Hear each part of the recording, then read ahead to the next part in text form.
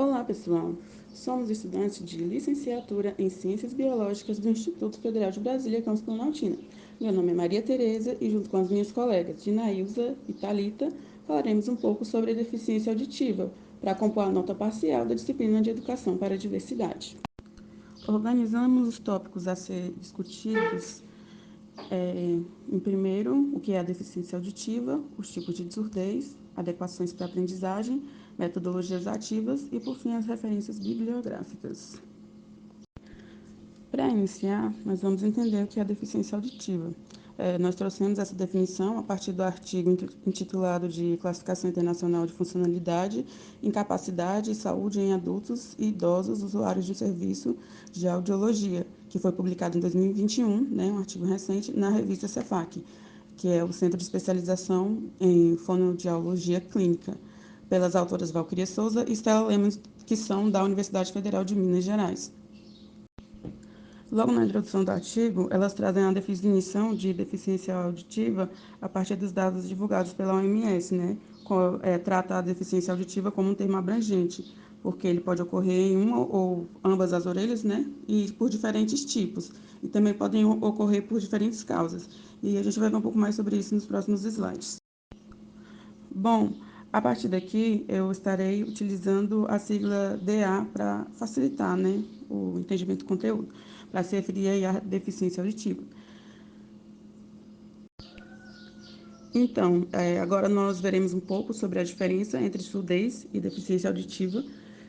Vamos ver que a deficiência auditiva ela é adquirida, diferente da surdez, que ela é congênita, e também algum outro tipo de fator externo pode também estar causando, a surdez. Por exemplo, quando as células cocleares vão morrendo com o passar do tempo de vida da pessoa na Terra.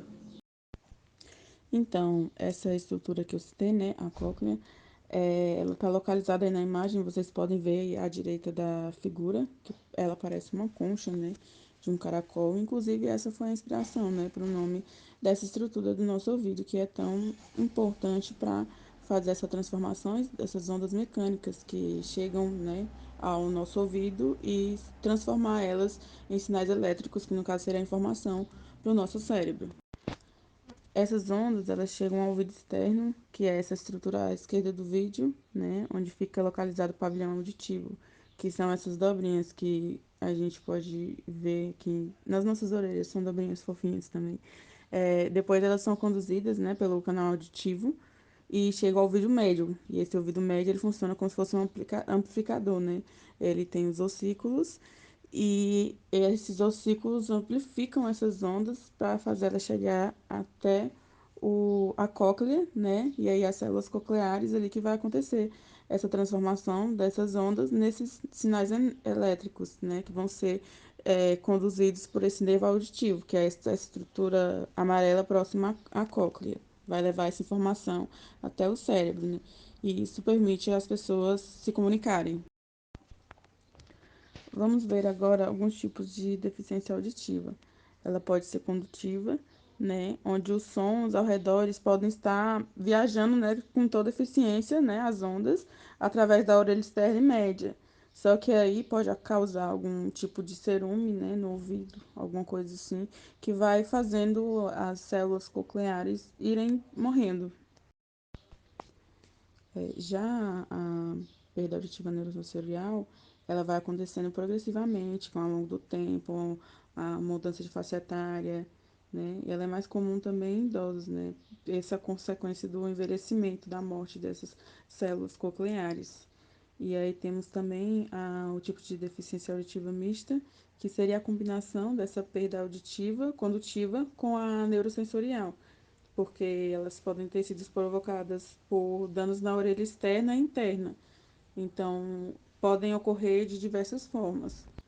Quando se fala em deficiência auditiva, tem que se pensar também uma questão emocional. Tem pessoas que perdem a audição, tem pessoas que já nascem surdas, e assim, para as pessoas que perdem a audição, é bem mais complicado, de se viver.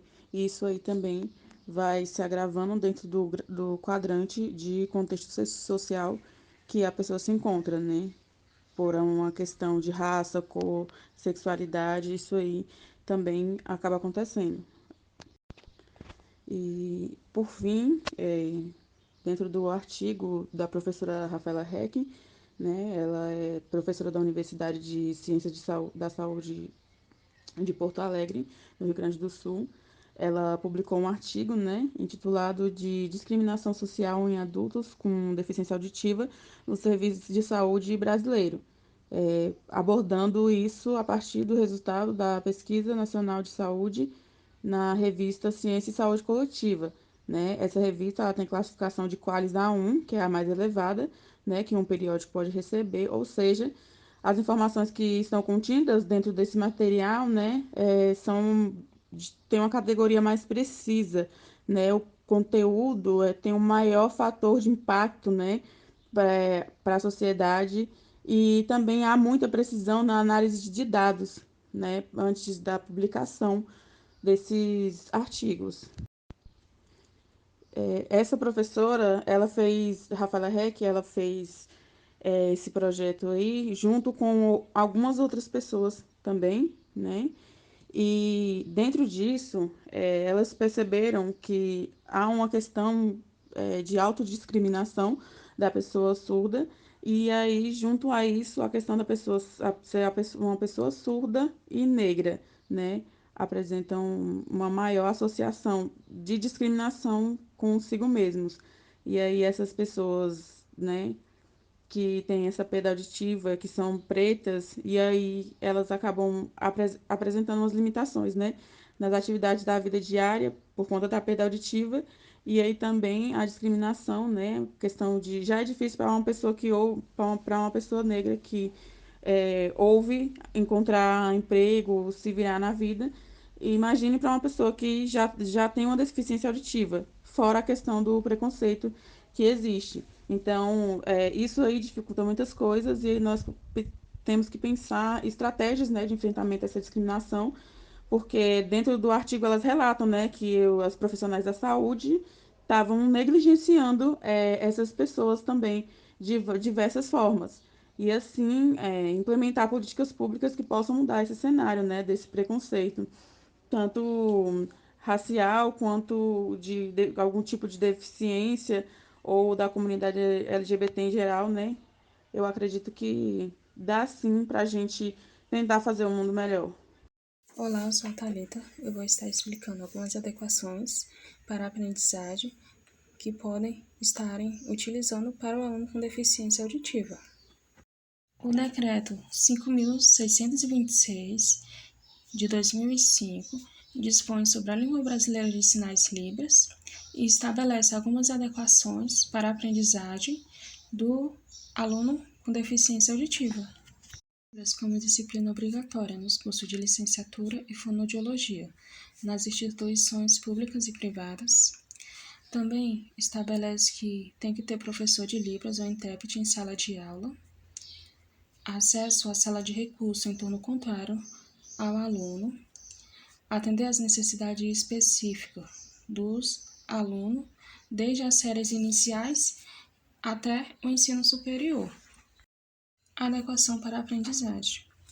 Às vezes, quando o professor se depara em sala de aula com o aluno surdo e vai conversar com os pais, às vezes os pais podem não saber a língua Libras. Aí é importante a escola ou instituição pública ou privada estar ofertando o curso de Libras para a comunidade e também para os servidores que trabalham na escola. O aluno com deficiência auditiva, ele estuda a língua Libras e também ele complementa o ensino da língua portuguesa como segunda, ou seja, ele tem que estudar a língua Libras e também a língua portuguesa. Os professores também é importante diversificar as ferramentas de ensino numa perspectiva dialogada, funcional e instrumental. O professor também tem que fazer algumas adequações nas aulas para o aluno surdo aprender melhor o conteúdo. Existem algumas adaptações curriculares para a melhor aprendizagem do aluno com deficiência auditiva. Dentre elas, adaptação de pequeno porte, adaptação de médio porte e a adaptação de grande porte. Na adaptação de pequeno porte, o professor tem que fazer a adequação do plano de aula para a melhor aprendizagem do aluno, de acordo com que o aluno possa aprender melhor o conteúdo. É importante também que o professor pedir para o aluno sentar mais próximo do quadro, deixar o conteúdo condensado, usar imagem, falar mais devagar para o aluno fazer uma associação com o conteúdo. Também é importante o aluno sentar mais na frente também, para o professor ver se ele está prestando atenção na aula, se está entendendo. O professor também pode fazer um diagnóstico das formas mais fácil para o aluno conseguir aprender melhor o conteúdo. A adaptação de médio porte. Criar condições físicas e ambientais para melhor aprendizado do aluno com necessidades especiais. Também é importante que a escola corra atrás de aquisição de equipamentos e recursos materiais específicos para atender melhor a necessidade do aluno. A adaptação de grande porte. Alterar o projeto político-pedagógico da escola. Metodologias ativas. As metodologias ativas é muito importante o professor estar utilizando na sala de aula, porque é um jeito diferente dos alunos aprenderem o conteúdo.